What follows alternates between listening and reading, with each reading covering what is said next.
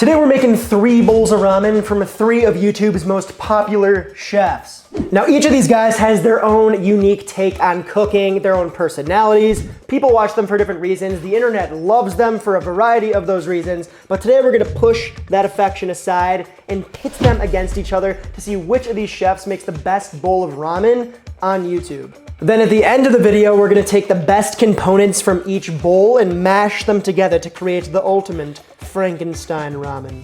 Now, I love ramen, but there's no getting around it. It's a pain in the ass to make, if done properly. So to kind of mitigate that and make it so that this video doesn't last 3.5 days, we're gonna do things quick. The recipes I've chosen today are all the fast, quick, easy weeknight versions of ramen. So what's important here is that we have a solid flavor to convenience ratio, right? We're gonna be thinking about that when we judge. First on the docket, you already know this guy, Joshua Weissman, right? He's kind of become YouTube's poster child for cooking videos. The dude's got a super impressive catalog of videos. He certainly knows how to whip it in the kitchen, so let's see how his ramen tastes. All right, Weissman's broth. All right, a little bit of Erlen and pork of the ground variety. A little pinch of kosher. Just give that a nice stab. All right, so we're just gonna cook this until it's nice and crispy. We're about there. Oh yeah, nice and caramelized. Next up, we got some Takis. Little pinch of salt. Now we cook that down. And the shrooms are gonna release some of their water. We're just gonna cook these down until they're nice and mushy. Not mushy, you feel me though. Broken down a bit. All right, this is looking good. Time for the other stuff. Now we got some scallies, shallot, and grated ginger. Bank that real nice. Little pinch of salt, and we stir. Oh. Next up, we got the shugs, a little bit of sesame oil. Can I say anything with its regular name? I don't know. Mirin and white pepper.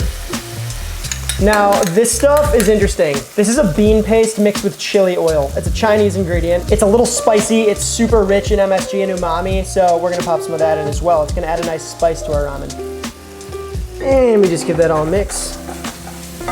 So this is a hell of a base right now. We have a lot of great aromas and flavors in here. You can see the bottom. We still have some burnt on bits that we're gonna deglaze in our next step. Check this out. We got a nice mosh of delicious aromatics and protein. Time for the liquid. We got some dashi.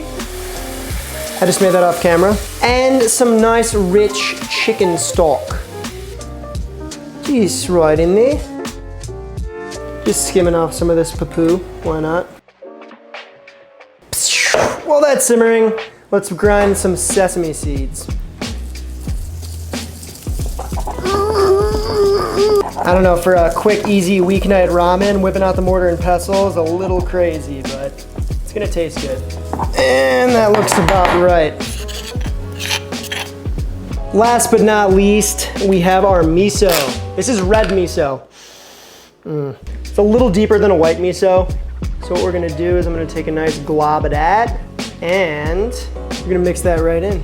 This is actually a great little technique. I use this a lot when I'm making like a miso soup or something. It just kind of makes sure that the miso gets into the soup, but you kind of don't have a ton of clumps. See what I mean? See what I mean? Look at that. We don't want that in our soup. Or maybe you do. Do your thing.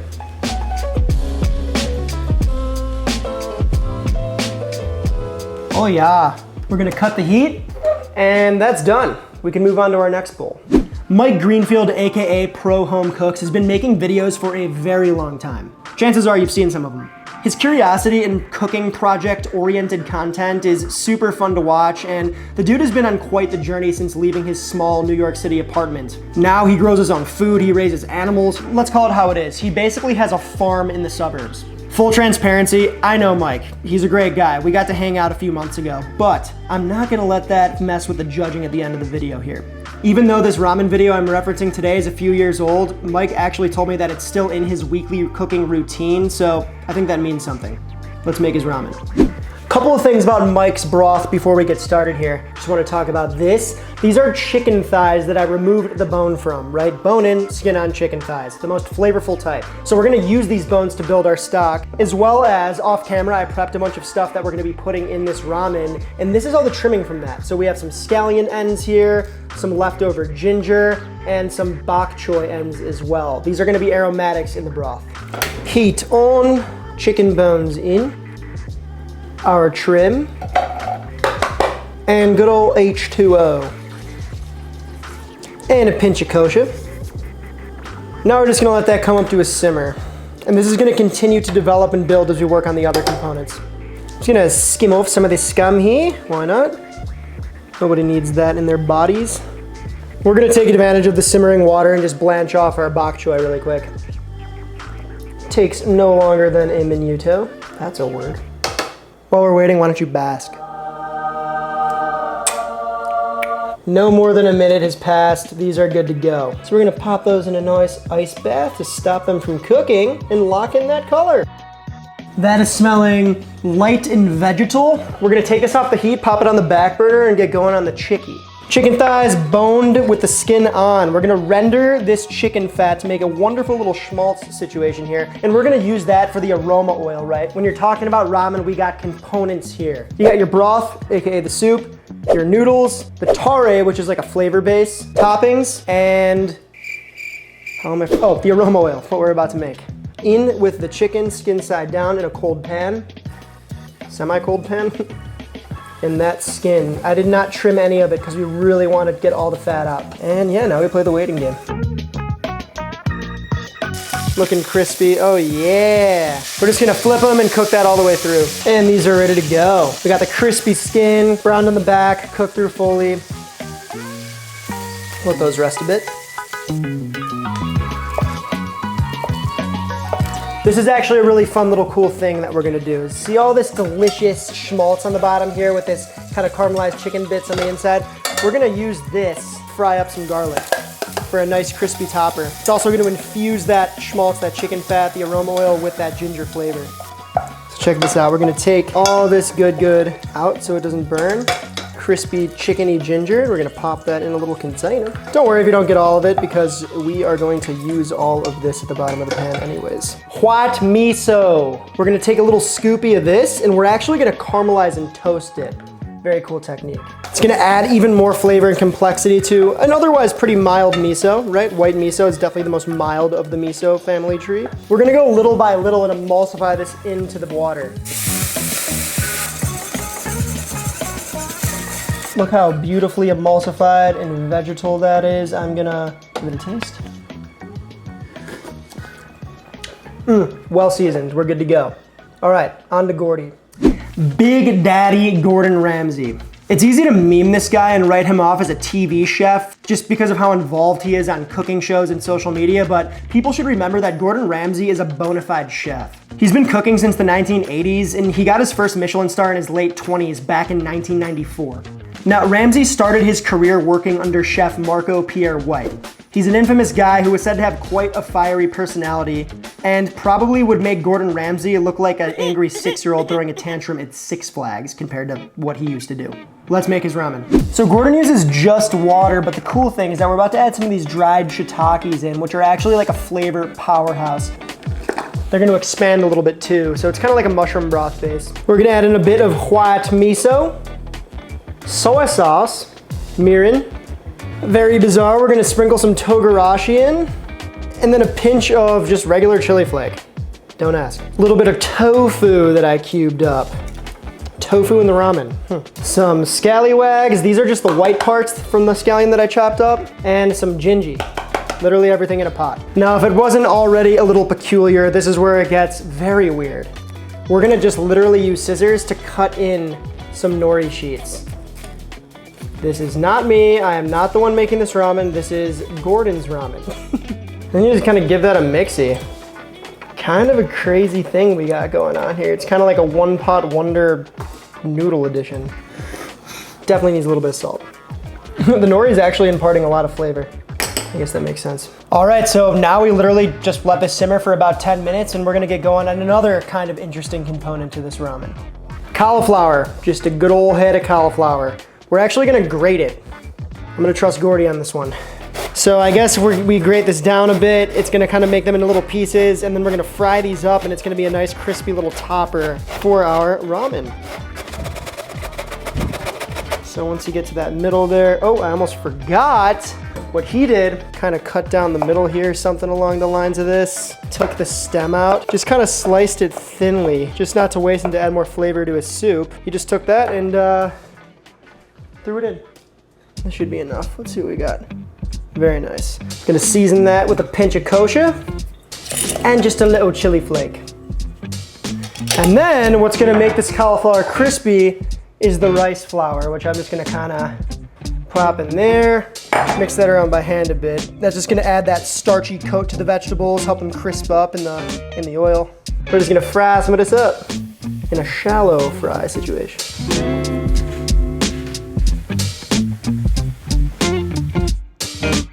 See how it's going nice and golden brown and gorgeous? That's what we're looking for. Pop that in our nice little basket. That's a fun little idea though. And I mean, it wouldn't be ramen if we didn't have the ramen egg. 6 minutes, soft-boiled egg, soy sauce, mirin, a little bit of sugar, and water in this brine. These have been sitting in here for about 12 hours. All right, so to keep things level, we're gonna use the same noodle for every bowl of ramen here. These are Sun noodles. This is the medium cut. Actually, I have them right here. This is what we're using for every single bowl today. If you saw my video with Ramen Lord, he recommended this brand when it comes to store-bought noodles, and if it's good enough for him, it's good enough for me. He is literally the Ramen Lord, so I'm but a jester. One caveat here, Gordon uses egg noodles in his recipe. He says you can use any noodles you want, but he uses egg noodles in the video. He puts them into his ramen and cooks them directly in the broth. When you do that with these noodles, the broth can get kind of foggy and a little weird tasting, so to give him the benefit of the doubt, we're just gonna cook all these fresh and add them into our bowls as we need them. So we've made all of our broths, we've made a couple of the components. Now there's only one thing left to do. It is now officially TTB, time to build.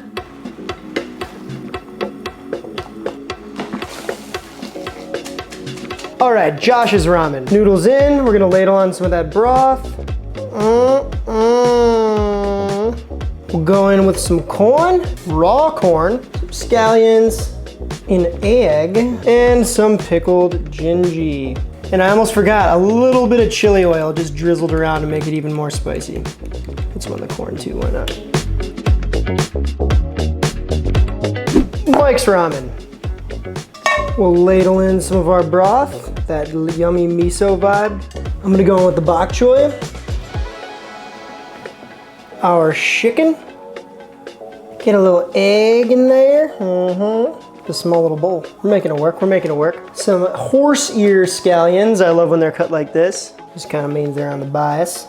And our crispy ginger chicken skin topper. We don't want to lose any of that. The Pro Home Cooks 7-ingredient ramen. Gordy's ramen. Noodles. A wee bit of his soup. A lot of stuff going on in this soup here. We got some scallions, a little pickled ginger, very interesting. The crispy cauliflower. Looks pretty nice. Gordon loves his scissors, I guess. We're just gonna snip cilantro willy-nilly all over this mo. And last but not least, the egg. Look at that. Finally, it is time to tuck into these ramen bowls. We gotta try them out before we judge them. So to begin, I think I'm gonna go down the line. We'll start with Gordy's. This sure does look interesting. All right, I'm gonna try the broth first. That's just kind of what you do. You know what's interesting? Using the whole dried shiitake like that. Looks like we got JW's. The sweetness of the corn, that spicy broth. Interesting. All right, on to Greenfield's bowl. We have the beautiful little bok choy. The eggs looking nice. Our chicken with the crispy skin. I'm gonna try some of that chicken. It's good chicken. Wow. Honestly, the broth is a lot more flavorful than I was expecting. I thought the lightness of those vegetables was just gonna be like lost in the miso, but you can still taste kind of like that bok choy-iness, which is nice. All right, the hardest part of the video. We gotta rate these from last place to first place. So we're gonna start with last place naturally. Here's the thing. All of these gentlemen, I know for a fact, are more than capable of making a authentic, delicious, perfect bowl of ramen in many, many styles. So I just want that caveat to be known before I go on. The bronze goes to, it's gotta be Gordy. The thing about this is that it seems kind of more of like a glorified, kind of like loaded miso soup than a bowl of ramen. The cauliflower, little crunchy bits was really nice and definitely different, but everything just kind of went into like a broth and it was kind of turned into like a miso soup, just kind of stirred around and thrown in a bowl and called ramen, which I don't know, I wouldn't really consider that to be like ramen. That's just me, I don't know. Third place, Gordon. Okay, that leaves us with the 1 in the 2 slot, the gold and the silver. This is tough. Very tough. I don't even know, man. I don't even know. I usually kind of like know what I'm gonna say for this, but like I'm genuinely like thrown for a loop right now because they're very equal. They're pros and cons. In second place, it's gotta be Mike G. Hear me out. I love the aroma oil vibe with the ginger and the chicken. Like that's just so smart to use the fat of the animal as the aroma oil in the ramen. I really dig protein on my ramen. Like all of these I think could like have a piece of chashu on it. That would make me a very happy boy. Would also defeat the purpose of a quick, easy, weeknight ramen. I'm gonna give a huge kudos to Mike here because basically he used, the title of his video is 7 ingredient ramen. He used 7 ingredients. That's not a lot of stuff, right? Of course his is going to probably be less deep in flavor than this one that calls for probably double the amount of ingredients, maybe more. But yeah, I mean, I'm not really one to go for chicken ramen either. I like a porky vibe. I kind of like it with a little bit of a kick and spice. The bok choy brought a beautiful color and look to the bowl of ramen. I don't really, again, kind of go for like bok choy in my ramen, but as far as an easy weeknight vibe goes, this is definitely the easiest, quickest bowl to make, and it's damn good. You should give it a go. Which means the gold goes to Joshua Weissman. Give it up for Papa. Papa, stand up. JW. I think that's his second win in these competitions here, so good on you, brother. I was going back and forth between Mike and Josh. These are very close because remember, we're weighing out that convenience to flavor ratio here. This calls for a lot of ingredients that you might not have in your house. But if you like to cook, you're watching these videos and you're kind of more of an avid home cook, you probably do have a lot of these ingredients in your house, except for maybe that the bean paste. That's a little obscure. I love shiitake mushrooms in there. The depth of the broth, man. You got the pork fat from the mushrooms. I gotta say it, the corn's a nice touch. When I was in Japan, I actually saw a lot of corn ramen. Didn't really order it myself, but it's nice, especially when it's in season. It's a little sweet. Yeah, that pretty much sums it up. Congratulations to the victor and the other contestants. All of these are great bowls of soup. You should try all of them. I will leave links to their videos below as well. Now, it is time for Frankenramen.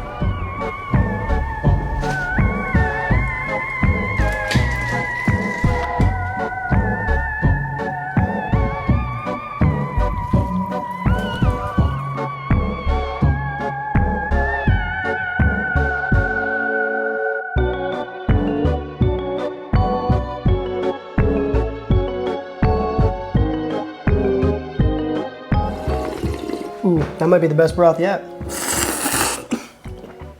think I've had my fill of ramen for the next 2 weeks.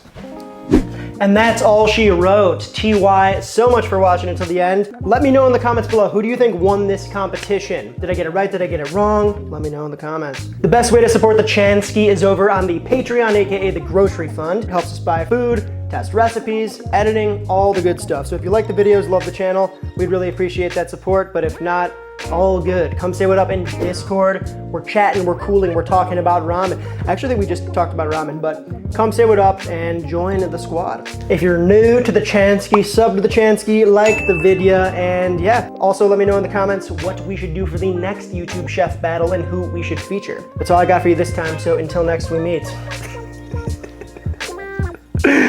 Toodaloo.